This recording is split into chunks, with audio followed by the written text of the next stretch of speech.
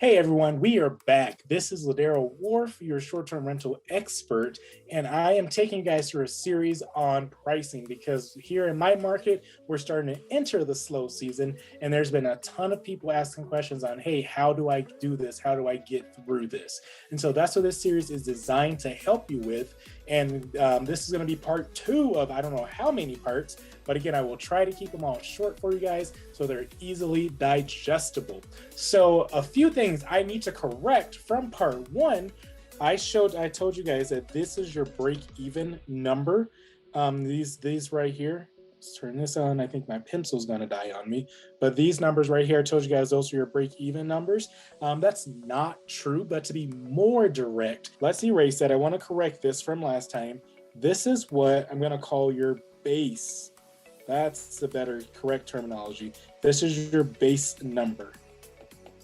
So that's what you need to know. That's your base. And this over here, right here, if you're on a 30-day, or if you're over here on the 85% occupied, this is 85, this is over here is 100%. So it depends on what these are. These two numbers right here, that's your break even, because that's what it costs you to actually run your business, right? To operate this unit. So now that that's cleared up, let's go ahead and jump into the second thing. Today, we're going to be talking about, now that we have these two numbers, let's go ahead and put it into Airbnb. I prefer to use a different software, like a different pricing software external outside of Airbnb.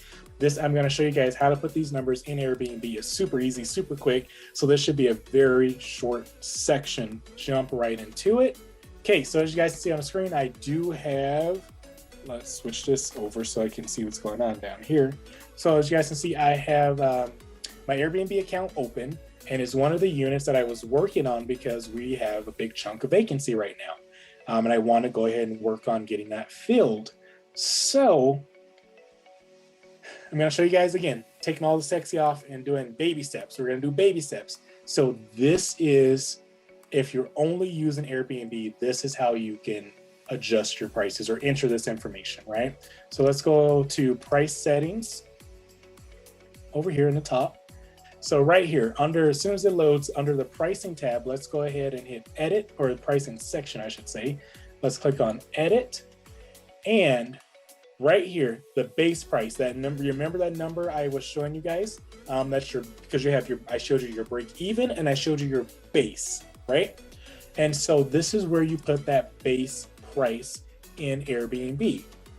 And what Airbnb is generally going to do is going to set, if you have no other pricing software, it's going to use that base price and just put every single night at that rate. As you can see right here, Airbnb is telling me, hey, you may want to drop it for $2. And I guarantee if I drop it $2 and come back tomorrow, they're going to tell me to drop it another $2 to $3. They're just going to keep on playing that game to bring me lower and lower and lower so they can advertise my unit cheaper so they can make their commissions off of a night that I get booked. So right here is where you put that base price. So in our example, that base price was, we're going to stay with the 25.5 side, right? Just because it's more realistic. That base price on that side was $88 a night. So I will put $88 a night here in the base price, and then that's it. If I have to change something, and then I would just click save over here, right? But on mine, I do have it set at 85 because this is one of my smallest units. It's a studio. 85 for a base is perfectly well within more than what I need to take some cash flow home at the end of the month. So we'll just go ahead and put that as 85, click save, and it saves. That's part 1. So if you decide to use Airbnb smart pricing, which again, I urge against you, I urge you not to, I urge against this using of this, but some of you guys will anyway, so I might as well show it, right? So if you use smart pricing, you just toggle it on up here. And what it will do, it tells you right here, it'll automatically adjust your pricing based on demand. But the pricing will stay within the range that you set, and it can change at any given time, right? That's pretty much what that says. So let's zoom in a little bit. So if we're at our minimum price. Our minimum price, I'm going to consider this what we learned on the other screen as your break even price. And honestly, because of smart or Airbnb and their smart pricing, I would take that break even price and add a couple dollars to it, add like $10, $15 even minimum to it, just so that we're not getting way down. Because as you guys saw, I have my base at 83 and Airbnb wants me to put it at 58. If I move this unit down to $58 as a minimum price, Airbnb will, that chunk that I showed you on my previous page on the calendar, they'll make all those days 58 right off the bat. And there's a high probability that they'll do that, right?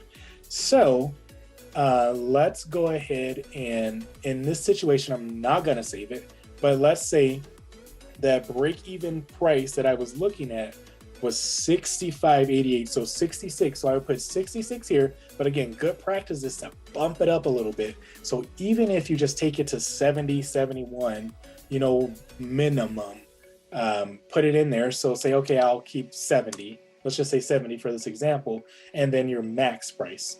I personally will leave this empty, but I know Airbnb doesn't allow you to leave it empty. So you have to put something.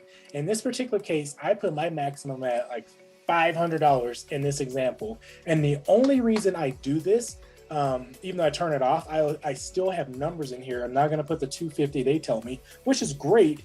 But in my high season, I can get that easily anyway, right? So I don't want them to max me out at being able to book at 250 when sometimes I can get 300 a night in a studio in my high season. We have done it.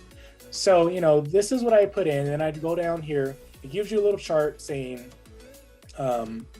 giving you some information on what's booked and what's still vacant and what's unbooked and the prices. And this can help if you want to dive into that information. But then let's zoom out. Then you'd wait for this to catch up and click save, right? But for me, I like to keep it off. I like to leave it off, and I don't use smart pricing.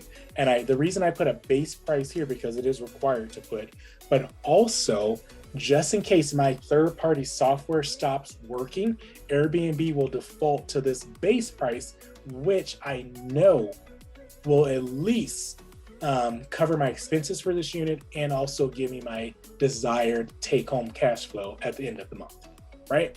So you guys, that's it for this section. I told you it was going to be super short, real easy. You just calculate your information from the previous session that we did together and just drop it in here and let it go. And that's it. We're going to go ahead and move on to section 3. But as always, if you guys have any questions, reach out to me, comment below, however this video is uploaded. Comment below, send me a direct message, DM me, IM me, wherever you find this information. And I will be happy to answer questions for you. So talk to you guys later.